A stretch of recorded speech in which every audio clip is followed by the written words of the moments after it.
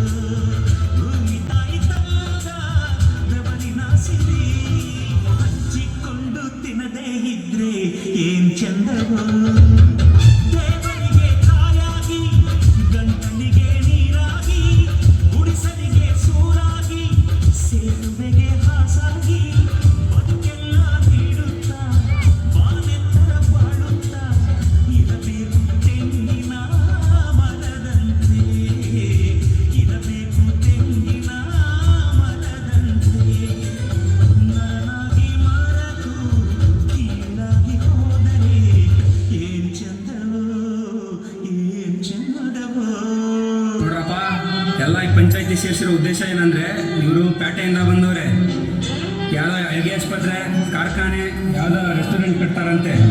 ಎಲ್ಲರೂ ಹೆಬ್ಬೆಟ್ಟೊತ್ತಿ ಕೈ ತುಂಬ ಹಣ ಇಸ್ಕೊಳ್ಳಿ. ನಮ್ಮ ಭೂಮಿ ಯಾರಿಗೂ ಕೊಡಲ್ಲ. ಹೆರಿಗೆ ಆಸ್ಪತ್ರೆ ಅಂತೀರಾ, ನಾವೆಲ್ಲ ಹುಟ್ಟಿಲ್ವಾ? ಅಲ್ಲಿ ಹೋಗಿ ಹೊಟ್ಟೆ ಕೊಯ್ತಾರೆ. ಕಾರ್ಖಾನೆ ಅಂತೀರಾ, ನಮ್ಮ ಭೂಮಿ ಕೊಟ್ಟು ನಾವೇ ಬೇರೆಯವ್ರ ಮುಂದೆ ಕೈ ಚಾಚ್ಕೊಂಡು ನಿಂತ್ಕೋಬೇಕಾ? ಅದೆಲ್ಲ ಆಗಕ್ಕಿಲ್ಲ. ನಮ್ಮ ಹಳ್ಳಿ ಹಿಂಗೆ ಇರಬೇಕಾ? ನಾವು ಸಿಟಿಯವ್ರ ಥರ ಬದಲಾಗೋದು ಬೇಡವಾ? ಕೈ ತುಂಬ ಹಣ ಕೊಡ್ತಾರೆ, ನಿಮ್ದಾಗಿಲ್ಲ ಅಂದರೆ ನಾವೇ ಬರ್ಕೊಡ್ತೀವಿ ಬಿಡಿ. ಹೋಗಿ ಹೋಗಿ, ನಿಮ್ಮದೆಲ್ಲ ತಪ್ಪು. ನಿಮಗೆ ತೃಪ್ತಿ ಹೋಗಿ ಆಸೆ ಹೆಚ್ಚಾಗಿದೆ. ಕಲಿಯುಗ ಪ್ರಾರಂಭ. ನಿಮಗೆ ಬದಲಾವಣೆ ಬೇಕಾ? ಹೋಗಿ ಹೋಗಿ.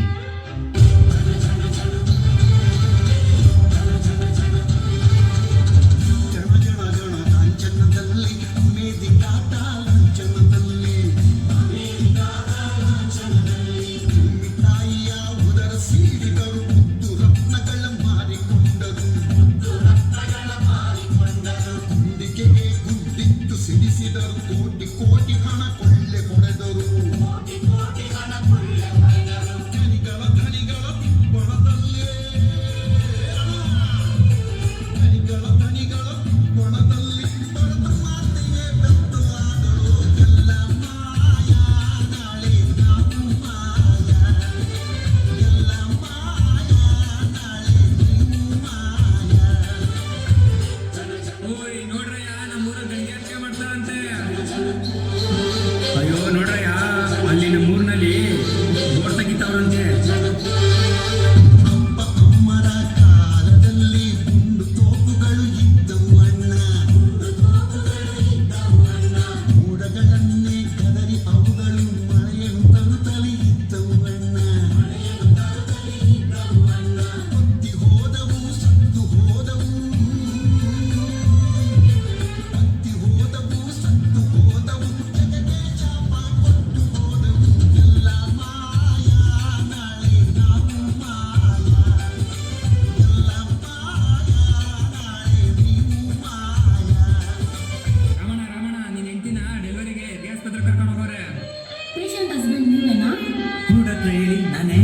ಡೆಲಿವರಿ ಆಗಬೇಕಾದ್ರೆ ಮಗು ಮಾತ್ರ ಉಳಿದಿದೆ, ತಾಯಿ ತೀರಿಕೊಂಡಿದ್ದಾರೆ.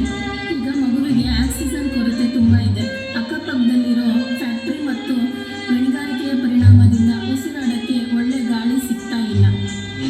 ದೇವ್ರೆ, ಅಭಿವೃದ್ಧಿಯ ಹೆಸರಲ್ಲಿ ನಮ್ಮ ಭೂಮಿನ ಮಾರಿ ಗಿಡ ಮರ ಎಲ್ಲ ನಾಶ ಮಾಡಿ ಕಟ್ಟಡ ಕಾರ್ಖಾನೆ ಎಲ್ಲ ಕಟ್ಟಿ ಈಗ ಉಸಿರಾಡಕ್ಕೆ ಒಳ್ಳೆ ಗಾಳಿನೇ ಇಲ್ವಲ್ಲಪ್ಪ. ಈ ಭೂಮಿನ ನಾಶ ಮಾಡಿದ ಕರ್ಮ ಆ ಭೂಮಿ ನನ್ನ ಸುಮ್ಮನೆ ಬಿಡಲ್ಲ.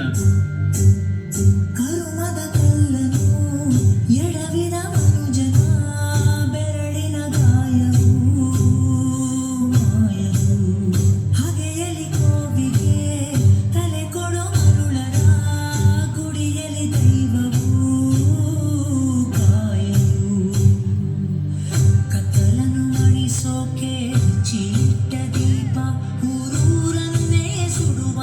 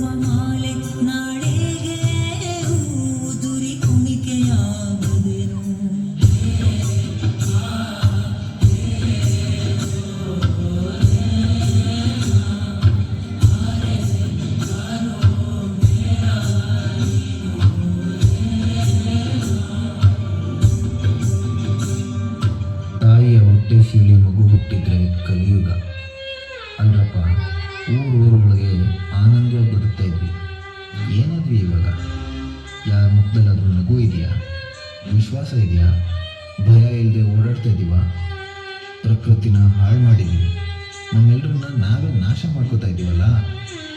ಮುಂದೆ ಬರೋ ಮಕ್ಕಳಿಗೆ ಜೀವನನೇ ಬೇಡವಾ? ಮುಂದೆ ನಾವು ಎಚ್ಚರಿಕೆ ತಗೊಳ್ಳಿಲ್ಲ ಅಂತಂದರೆ ಈ ಕಲಿಯುಗ ಹೋಗಿ ಇನ್ಯಾವ ಯುಗ ನೋಡಬೇಕು? ಬಹುಶಃ ಅದು ನರಕವೇ ಆಗಿರುತ್ತೆ.